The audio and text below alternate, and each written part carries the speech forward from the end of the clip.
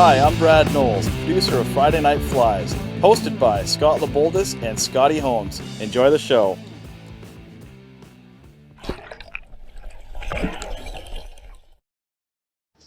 Hi, Scotty.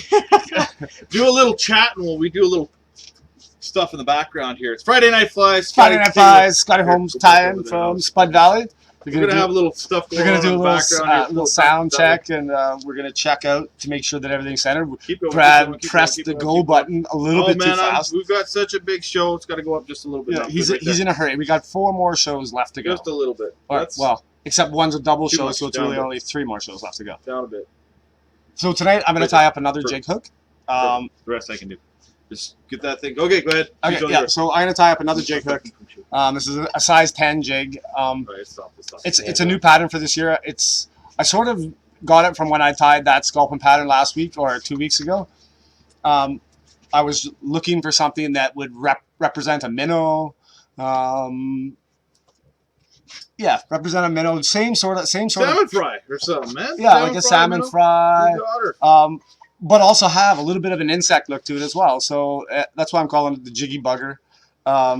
It's going to be a multi-purpose fly. I would definitely use this in the lake. Either stripping it or just trolling it behind my boat.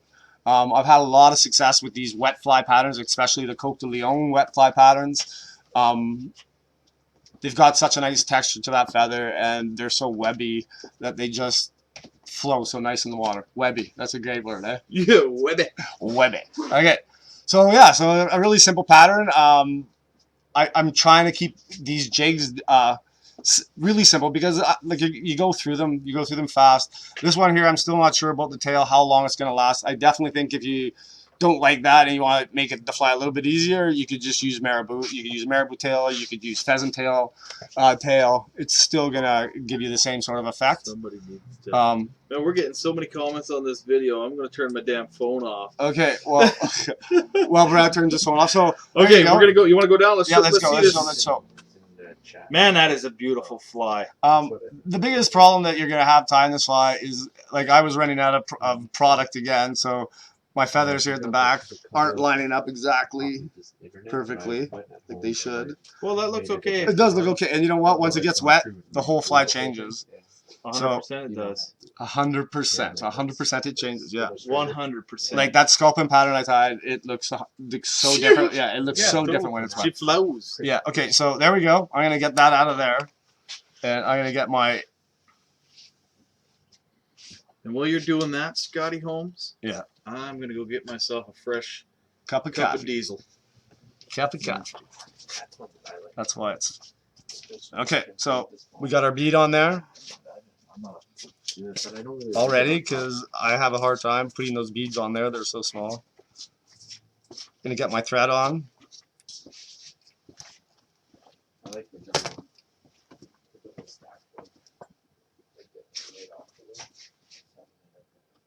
And first thing we're going to do is we're going to get that tail on there. Keep these wraps tight near the end. I'm going to make a little bit of a tag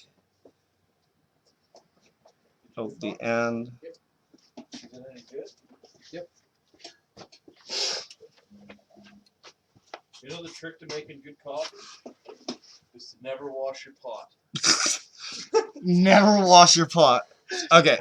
That's how you make. Good thing I don't drink coffee. Okay. So we're gonna bring ourselves up to where the point where we want to mount our tail on there. As I said before, you go to tie this fly, or if you're gonna tie a bunch, spend some time and get your feathers good to go. Like I will usually when I tied 5 of these and get all your pairs matched up beforehand. Yeah, exactly. Hey, Scott, we've got 2 guys already asking what the hook is that you're using there tonight. That's a hanak. Hold her in there nice and steady, bud. There it is. Perfect. Yeah, a hanak jig hook. My buddy Merrick gets them from Czech. Gets them sent from Czech. He says you can get them here. You can get them here now. Yeah, I've seen them. Okay, so I want the tail to be about a full. There was another company tying a full length of the hook. Doing the jigs? Yeah, there's a couple of different ones now. So I'm going to strip back a little bit more. Trying to think of the name of the guy. company. I really like these hand hack hooks. I really do. The same guys that do that one right there, your flash point. And you just want to I've make seen those sure ones that as jigs. Partridge. That's right. Partridge makes them. you keep it on top. So yeah, in case you're wondering, Partridge makes a nice jig hook as well. Partridge? Yes, Partridge. Really? Yeah. Okay, so we got that on there. You got this first.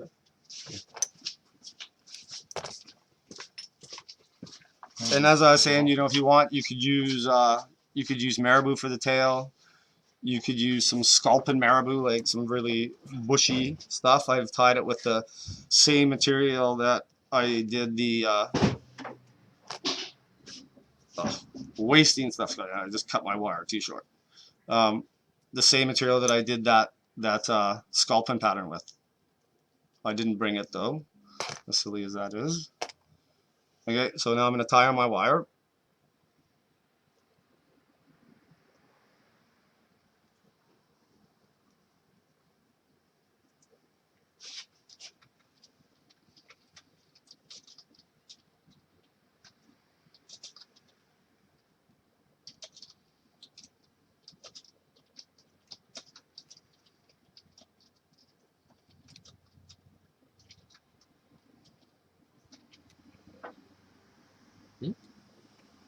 Yeah, 2 S's.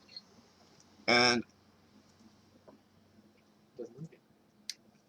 those are my wire cutting scissors for anybody that wants to know. That's what they're specifically designed for.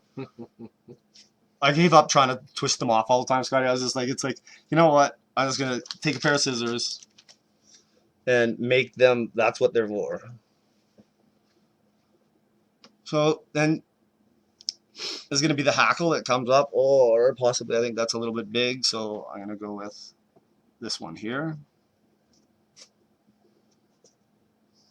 What are you looking for? It to be the length of that hook gap, or a little bit longer? It's really, really fine material, so I really don't overly mind if it's a little bit longer.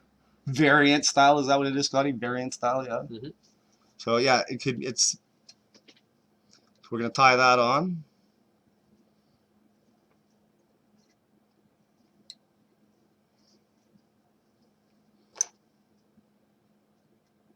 And I always like to tie my feathers when like with those. It doesn't create a whole lot of bulk. And now we're just gonna check, make sure they're like, I'm gonna dub the body, so I'm just gonna try and make this body a little bit more consistent. Get that bead sitting in its final resting spot.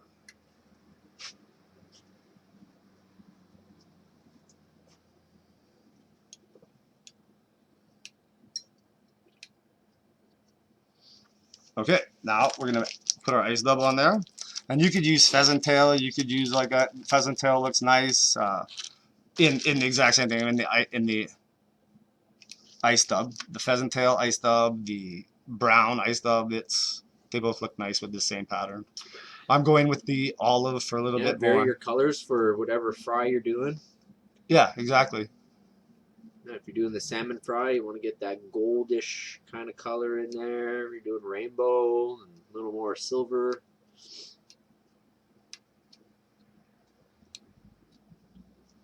Depends on how early or late to the hatch is. I usually kind of tend to start very light in the beginning of the spring. With whites April, and creams. May. Yeah. And then as I progress towards summer and June, then I start darkening up the pattern. Okay, so there we go. So then the next thing we're going to do is we're going to tie up this hackle. Make sure. And we're going to tie the wire with it at the same time. Ooh, double dose.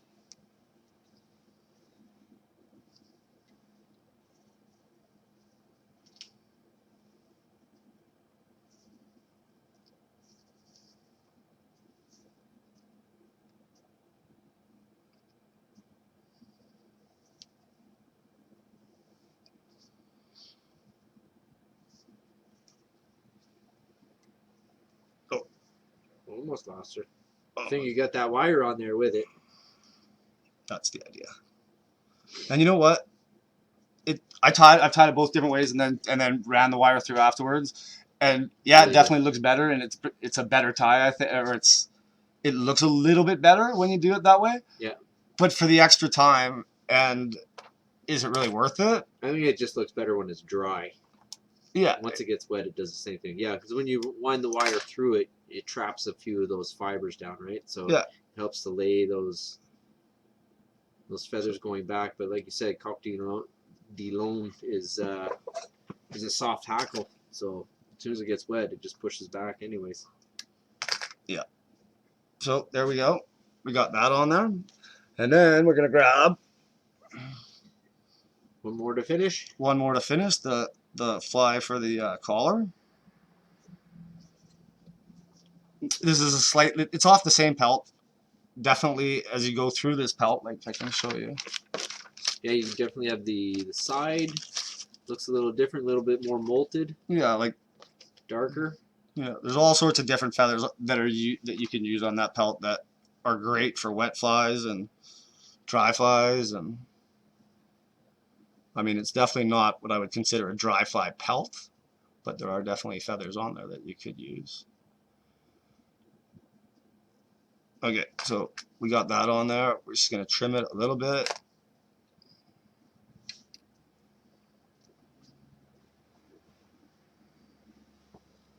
Okay, and then we're going to add a little bit more ice dub on there, just to give it a little je ne sais quoi to go along with your Coq de Lion. Yes. Oh yeah. Hey, you know what, Scotty? I know there's been a few guys in the background here while I've been off in my office doing some paperwork. Excuse me. Okay, so now we got that on there. The one thing I'm going to do here is I'm just going to do a little whip finish. No, we've been paying attention.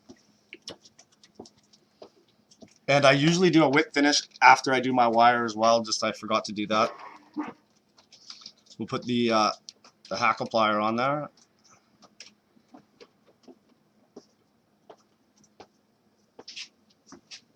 You know, in the background, we've got a live chat going too, so if you guys want to join us, we'll let him have his cough attack there. We've got a live chat going on in the background there. If you guys are live on YouTube, make sure you hit that subscribe button on YouTube. That way you get the notification when the boys are tying flies live here at Friday Night Flies. And then also we threw in a link to our Friday Night Flies Facebook page as well. Make sure you hit that sucker too. Give us a like on a few flies. Back at her, Scotty. Oh, I just hit the camera. Good. All right. Okay, so we got that hackle on there. Make sure you don't cut your thread.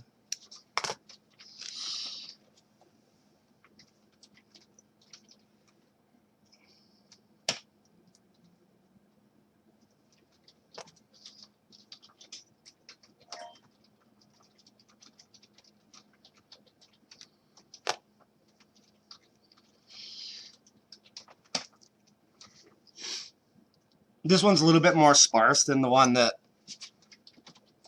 you could tie on a little bit more dubbing if you wanted.